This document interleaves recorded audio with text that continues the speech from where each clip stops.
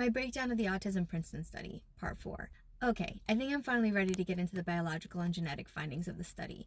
But first, for context, so you understand the lens I'm looking through and why my content can be trusted, at least through that lens. I'm not a scientist or biologist, but I do have a psychology degree, which included training in statistics and research methods. So though biology is not my area of expertise, I do have formal training in reading and analyzing research. And my actual expertise, as in what I do for a living, is in making extremely complex information understandable and digestible. So with that said, let's get into it. As a reminder, the study identified 4 distinct groups within the autistic sample group. Many have been calling these groups subtypes. If you didn't see my part 1 of this series, where I explain why the term subtype is causing confusion, you may want to go back to look for it.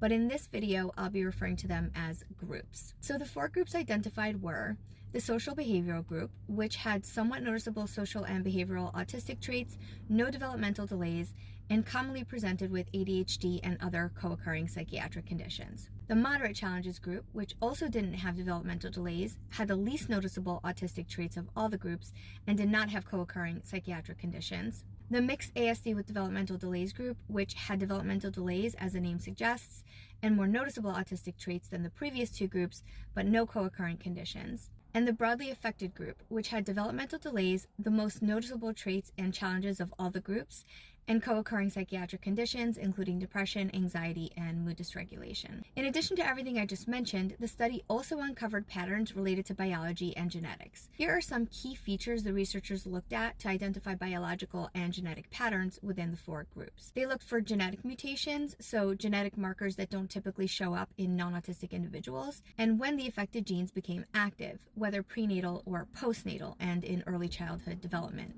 And they looked at whether or not the mutations were found in the parents of the autistic participants. In other words, if they were inherited. Okay, so now I'm going to explain how the biological and genetic patterns showed up within each group. I'll start with the broadly affected group because I'm seeing a lot of people misinterpret this part of the research, and I think the details and nuances are important. In the broadly affected group, the study found that the gene changes happened before birth and occurred in parts of the brain that are really important for early development. Some of the affected genes were also part of a group that has been linked to Fragile X syndrome. These kinds of gene mutations were considered de novo, meaning they were not found in the parents of the autistic participants. In other words, they were new mutations that happened spontaneously in the child. But this is the part I want to clarify because I see a lot of people misunderstanding what this means. This finding does not automatically mean that their autism wasn't inherited or that the parents can't be autistic.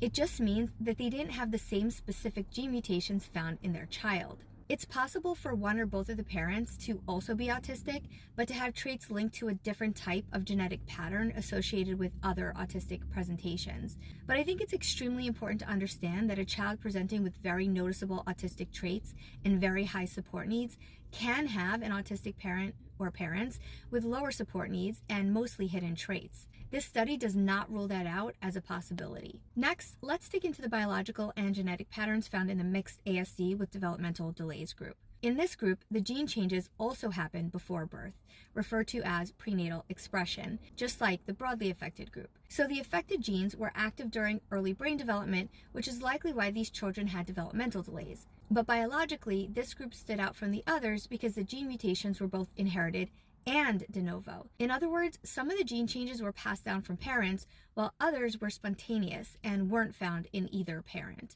This pattern is one of the things that differentiated this group from the broadly affected group, which had mostly de novo mutations. Another important finding was that this group didn't show the same psychiatric overlap that was found in the broadly affected group, so no links to behavioral conditions like ADHD or depression. Okay, now let's dig into the biological and genetic patterns found in the social behavioral challenges group. For this group, the study found that the affected genes became active after birth, in early childhood rather than during pregnancy. This is called postnatal expression. Now, an important point I want to clarify because I've seen this misstated a lot.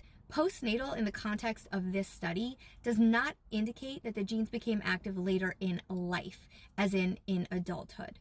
We're talking specifically about later in childhood, because the study only included participants up to the age of 18. So nothing in the postnatal findings refers to traits that showed up in adulthood. Okay, back to what they found for the social behavioral group. In this group, the genes were especially active in areas of the brain that impact behavior regulation. These are areas that tend to become more important as children grow and enter more structured social environments, like school. Unlike the broadly affected group, most of the genetic mutations in this group were inherited. In other words, the parents had many of the same gene differences as their children. But these weren't high-impact, rare mutations like those found in the first group. They were more common inherited variants, especially ones that are also associated with ADHD, anxiety, and depression. Okay, last but definitely not least, let's dig into the biological and genetic patterns found in the moderate challenges group. For context, I suspect a lot of higher masking, lower support needs autistic people will see themselves in this group. I personally think I most likely would match the patterns found here if my genes were analyzed. That said, in this group, the affected genes became active before birth, so prenatally. But unlike the other two groups with prenatal expression, the changes in this group occurred in genes that are not heavily involved in early development, which could explain why this group didn't show noticeable developmental delays. There were some de novo genetic mutations in this group, but they weren't concentrated in high-impact genes like in the broadly affected group, so the genetic profile for this group looked milder overall. Another important finding for this group was that it didn't show the psychiatric overlap found in the broadly affected or social behavioral groups, so no links to ADHD, anxiety, or mood-related conditions. Okay. I know that was a lot, and I'm sorry this video had to be so long, but there's a ton of complexity and nuance here, and I really didn't want to oversimplify it and lose important details. I still have a lot more to share about this study, especially when it comes to my own understanding of my autism, which I do think will resonate with a lot of you. So if you're interested in that, stick around for part 5. In the meantime, let me know what you think of all of this. I would love to know. And as always, if you like this type of content, follow for more.